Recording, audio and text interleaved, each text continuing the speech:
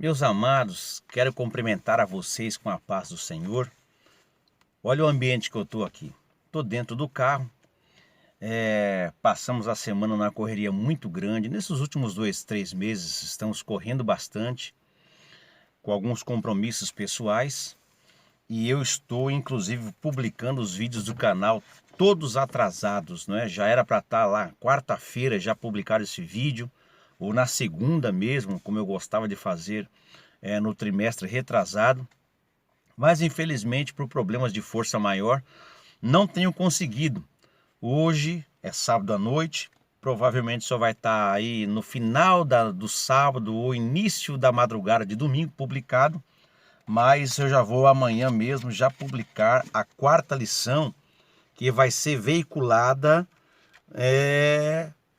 no dia 28 de julho, lição 4, a mordomia da família.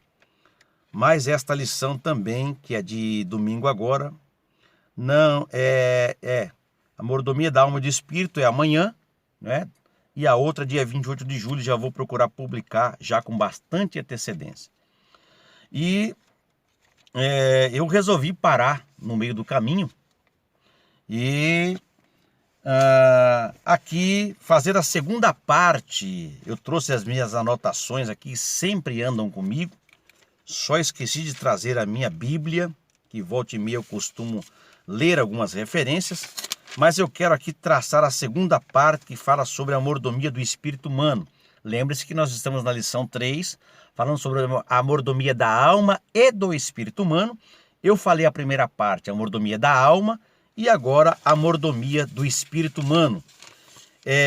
Eu quero aqui apenas fazer a citação de um versículo bíblico que está em Romanos capítulo 8 e o versículo 16, que diz o seguinte: o mesmo Espírito testifica com o nosso espírito que somos filhos de Deus. A revista é essa, né, que eu tenho aqui em mãos. E a lição então é de número 3, a mordomia da alma e do espírito. O texto áureo desta lição está em 1 Tessalonicenses, capítulo 5, e o versículo 23, que diz: e o mesmo Deus de paz vos santifique em tudo, em todo o vosso espírito, e alma e corpo sejam plenamente conservados irrepreensíveis para a vinda de nosso Senhor Jesus Cristo.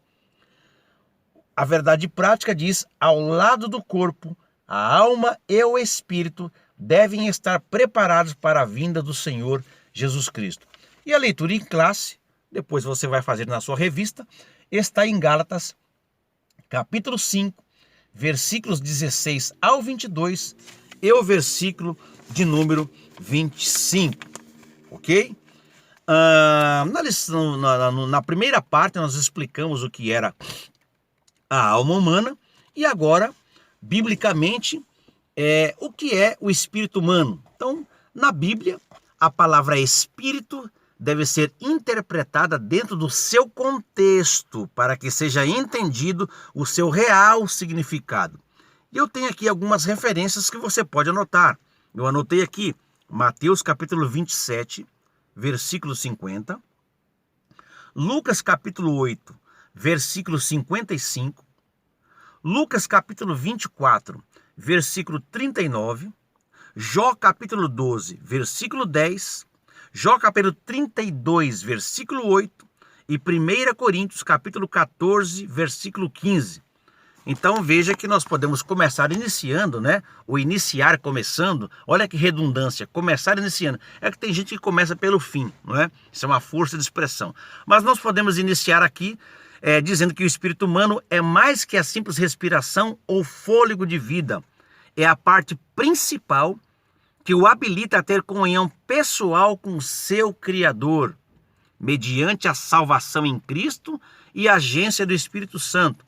É o Espírito que vivifica a alma e lhe dá consciência de Deus. Veja bem que interessante. O Espírito vivifica a alma e dá consciência de Deus. A alma, nós já dissemos, é o centro das emoções. Está ligada às emoções. É ela que faz com que o corpo, né, e é por meio dela que o corpo sente as emoções, essas emoções transparecem em nosso rosto, ok? E ela está mais voltada para as coisas do mundo, não é? E até para as coisas da carne. O espírito já é aquela essência que liga o homem a Deus, ok? Então por isso que eu disse aqui que o espírito vivifica a alma e dá consciência de Deus. Então, mediante Cristo, que é o intercessor, é o espírito que nos relaciona com Deus na oração, na adoração e na comunhão das criaturas de Deus. Só o homem possui espírito, o que o torna singular no reino físico.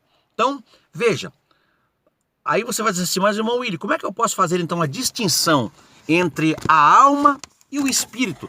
Como é que eu faço essa distinção aí?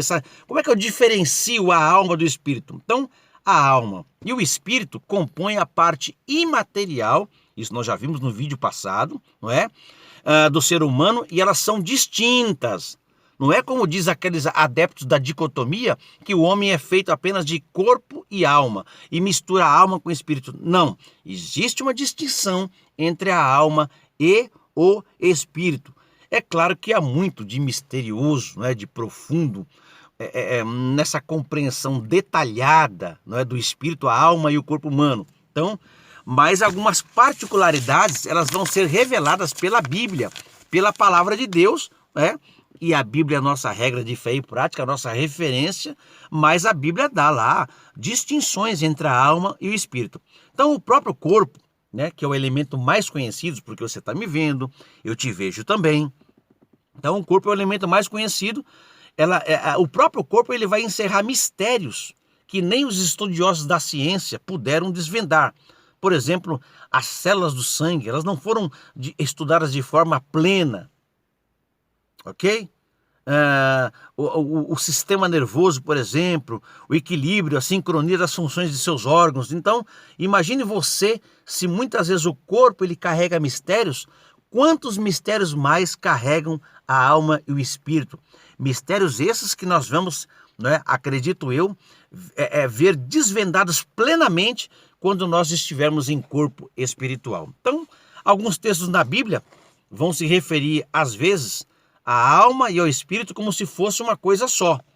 Só que o vasto conhecimento bíblico vai deixar claro, não é, que existe uma perfeita e indiscutível distinção entre a alma e o espírito. Ou seja, é possível que nós possamos diferenciá-los, né? Então, nós vamos ver várias referências bíblicas quanto a isso, ok? Bom, vamos lá. Qual é a composição, então, tríplice do homem? Veja que nós lemos aqui o texto áureo. Vamos repeti-lo?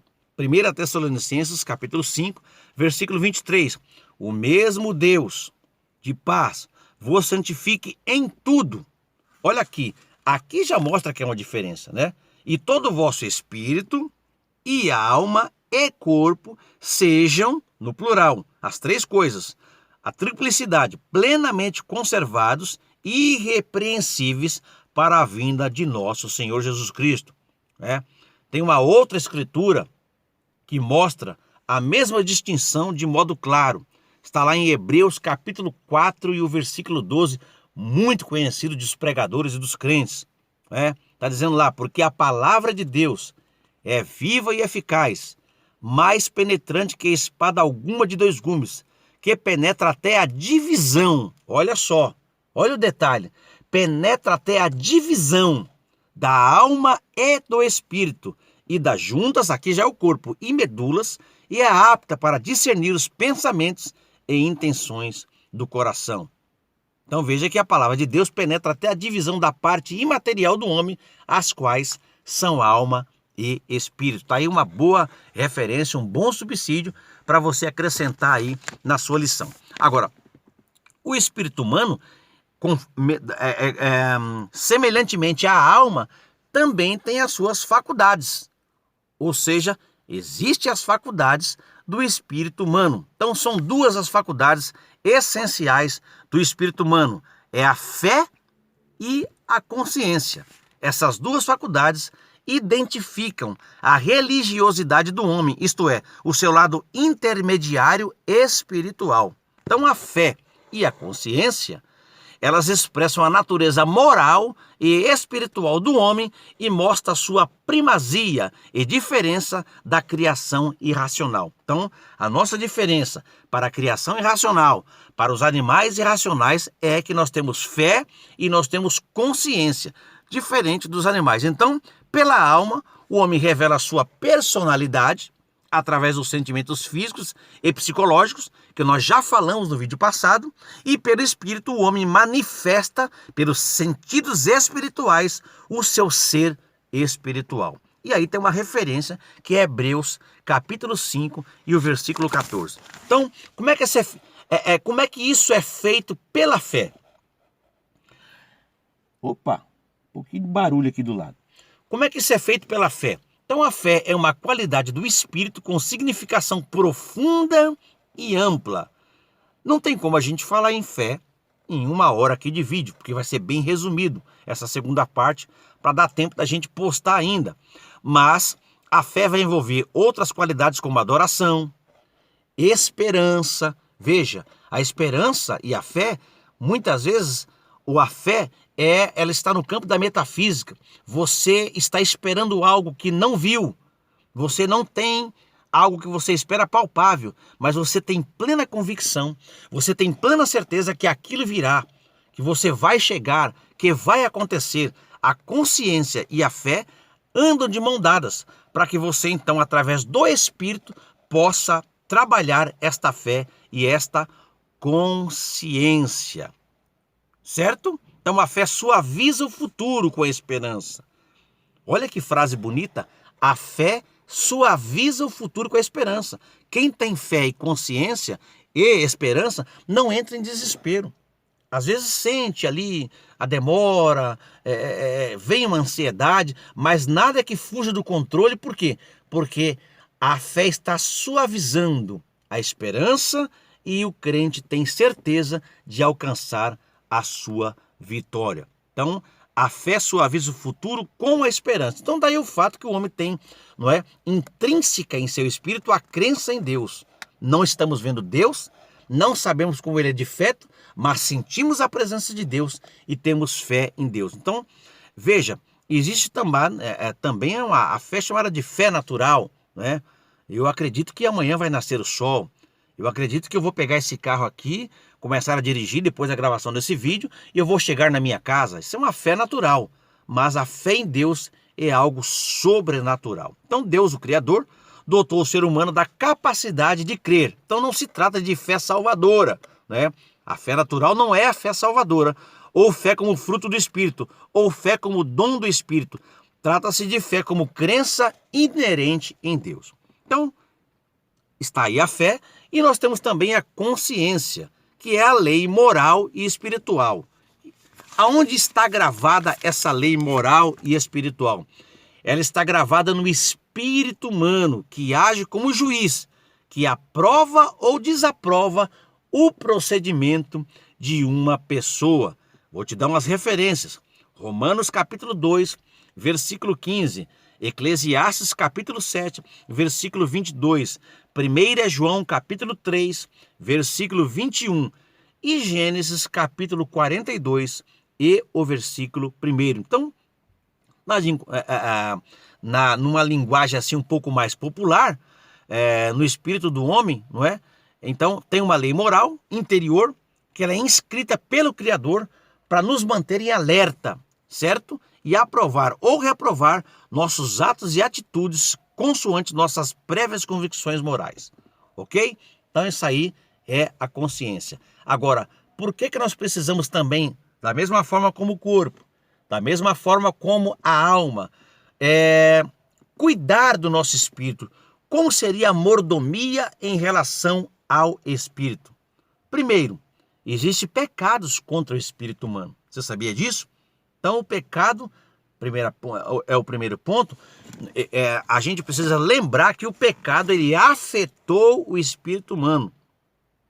Veja, Romanos capítulo 5, versículo 12, eu anotei aqui e também transcrevi o versículo aqui. Portanto, assim como por um homem entrou o pecado no mundo, e pelo pecado a morte, assim também a morte passou a todos os homens, porque todos pecaram. Então veja que tem essa declaração aqui, nesse versículo. Todos pecaram, isto é, cada pessoa com seus elementos, o espírito, a alma e o corpo pecaram. Então, existe um aferidor do espírito humano, um medidor do espírito humano. O caráter santo de Deus, não é? A presença de Deus, a santidade de Deus, ela é o meio aferidor, ou seja, para se mensurar, não é? Para se medir a conduta do espírito humano. Então veja que Deus é o aferidor universal da criação, isto é, pelo seu caráter santo e justo, ele é a base da justiça para julgar as ações do homem. Então veja, irmãos, que, a gente precisa esclarecer aqui que a nossa consciência não é o árbitro final das obras do homem. Deus é que é o árbitro final. Até porque as pessoas podem ter aí uma consciência cauterizada, né? Então veja que um outro pecado contra o espírito humano os pecados contra a crença inata em Deus. Quando a pessoa deixa de crer em Deus voluntariamente, porque tem pessoas que ela não crê em Deus porque ela não chegou a luz para ela, não lhe foi revelada a luz do Evangelho, não resplandeceu a ela a luz do Evangelho, portanto ela ainda não crê em Deus. Mas esta pessoa, pela palavra, ela vai ter uma oportunidade em vida ainda de crer em Deus. Senão, não teria efeito aquela palavra que diz que naquele dia Deus não terá ninguém por inocente. Deus seria injusto se alguém não tivesse, consciência da existência dele. Então veja que quando a pessoa voluntariamente ela não quer crer em Deus, então veja que isso demonstra que depois da queda, todas as faculdades morais e espirituais do homem, elas foram afetadas pelo pecado, né? Então a comunhão entre Deus e o homem foi abolida, né? Só que Jesus Cristo, ele veio para restaurar esta comunhão perdida, né? Então, quem crê em Cristo, ele tem esta comunhão restaurada.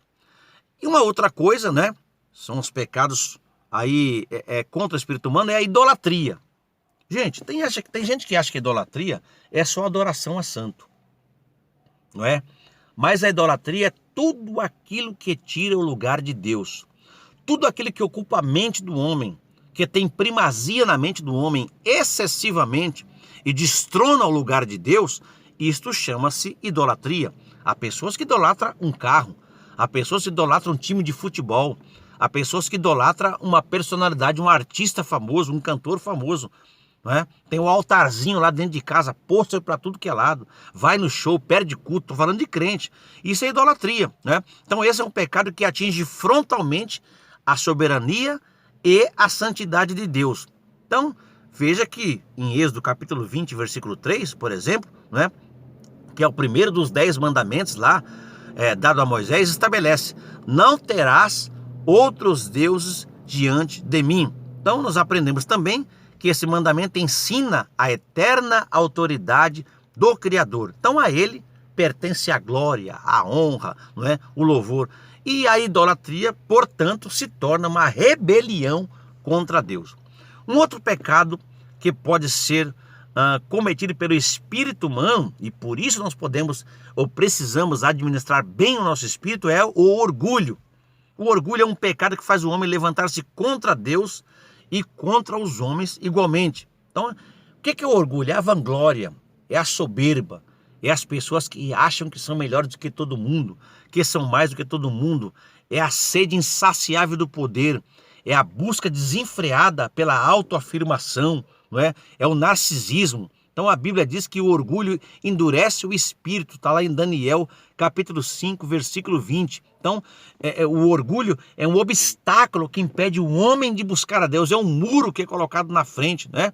Então a Bíblia condena o orgulho com veemência e diz que os orgulhosos serão abatidos. Está lá em Daniel capítulo 4, versículo 37 e Mateus capítulo 23 e o versículo 12. Aliás, os orgulhosos serão castigados e serão justiçados.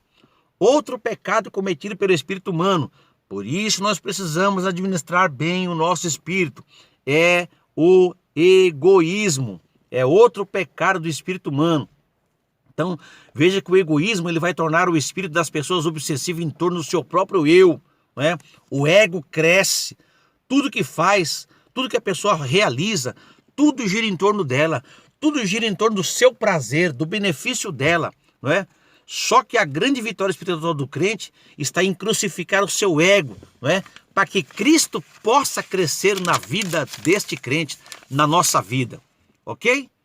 Então, continuando aqui, né, e para finalizar essa parte do egoísmo, o egoísmo abriga e esconde certos pecados da carne, como adultério, não é? Ou seja, o que é o adultério? É a pessoa que tem a sua esposa, o seu esposo, o seu cônjuge, mas ele adultera o casamento e ele procura relacionar-se com outra pessoa. Ou seja, aquilo que Deus deu para ele já não serve mais, já não é suficiente. Ele pensa no seu prazer, na sua variedade da diversão, então está aí incutido no egoísmo, não é? O adultério.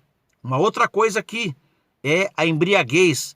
Enfim, então esse pecado ele vai contrariar a natureza fraterna e altruísta do homem. Outra coisa, dureza de coração. Meu Deus do céu. Olha, gente, lidar com pessoas duras de coração é uma das piores coisas para líderes espirituais, né? A Bíblia, inclusive, chama a pessoa dura de coração de dureza de serviço ou dura serviço. Então, a dureza do coração ela vai se referir à insensibilidade de uma pessoa para com o próximo e para com Deus. A pessoa está ouvindo a palavra, está ouvindo a verdade, está sendo orientada, está sendo ensinada, não é? Está sendo instruída, mas ela não deixa a palavra penetrar no seu coração. Ela não dá ouvido a ninguém. Ela sabe que o conselho é verdade. Ela sabe que o caminho é errado. Mas ela balança o ombro e fala, se Deus quiser, vai me aceitar assim mesmo. Isso é dureza de coração. Tempo atrás, eu estava na loja de um colega e chegou lá uma moça afastada da igreja. E o colega crente, né? Estávamos nós dois falando das coisas de Deus. Essa moça chegou. Gente, desculpa essas fungadinhas que eu dei até no vídeo passado. A gripe me pegou forte, viu? Vocês me perdoem. E aí, continuando, a mulher chegou e no meio do bate-papo rápido dela comprando alguma coisa, o irmão que estava comigo, o dono da loja, falou assim, minha filha, por que você não volta para Jesus? Você já está tanto tempo fora, né? Você já teve aí tantos altos e baixos, está com 5 filhos pequenos, não é? Eu sei que não tem nada a ver com a sua vida, mas você não pensa na vinda de Jesus? Então, ela disse assim, olha, eu tenho muito tempo para curtir ainda. Quando eu tiver mais velha, aí eu penso em voltar para a igreja. Ou seja, isso é dura serviço, isso é dureza de coração. A pessoa sabe se vai viver mais tempo, quanto tempo tem de vida, para dizer que quando tiver mais velha, volta para Jesus. Será que ela vai ter tempo? Será que não pode acontecer algum acidente de percurso aí no meio do caminho? Então isso é dureza de coração. É a pessoa que ouve, mas nunca chega ao conhecimento da verdade. Então, a dureza serviço, ela vai se referir à pessoa que não se submete a qualquer ordem ou mando. A palavra serviço é de origem latina e significa nuca, pescoço. Então, pescoço duro. Não vira para lado nenhum, não é? Ou seja, é o espírito insubmisso, autoritário, autocrático. Então, por isso, meus amados, precisamos também, além de administrar bem o corpo que Deus nos deu, além de administrar a alma, administrar também o nosso espírito para que eles sejam achados plenamente irrepreensíveis para a vinda do Senhor. Então, a mordomia do espírito humano implica, portanto, na administração das faculdades que expressam as ações do espírito. A manutenção das nossas relações espirituais com Deus é de fundamental importância para uma vida feliz. Esse foi o esboçozinho que eu fiz aqui numa folha de caderno, ok? Eu espero que ajude vocês. Eu espero que haja uma compreensão boa, uma compreensão bacana, certo? Dessas lições, essa foi a segunda parte. Eu espero que eu possa ter colocado um tijolinho aí no seu alicerce, não é? E para concluir aqui, então, os 2 vídeos gravados, a primeira e a segunda parte, a nossa lição aqui, na conclusão, ela vai fazer o seguinte comentário: a mordomia da alma e do espírito, juntamente com a do corpo, completa a conservação integral do crente. Zelar pela nossa interioridade e exterioridade diante de Deus é reconhecer que o Pai quer dominar tudo em nós e não somente partes da nossa vida. Por isso, sinta-se encorajado a expressar Cristo como seu Salvador. Esteja nele, seja santo. Para isso, Deus nos chamou. Amém, meus amados? Deus abençoe. Já vou ligando o carro aqui para poder ir embora. Que Deus abençoe grandemente a família de vocês. Nos ajude em oração. E estou orando também por todos vocês do canal, ok? Se você está gostando do nosso trabalho, curta aí. Se não é inscrito, inscreva-se em nosso canal. Dê o seu joinha. Faça um comentário aí. Você vai estar ajudando o nosso corrido trabalho. Gente, eu quero desejar a vocês uma excelente escola dominical e boa aula para todos.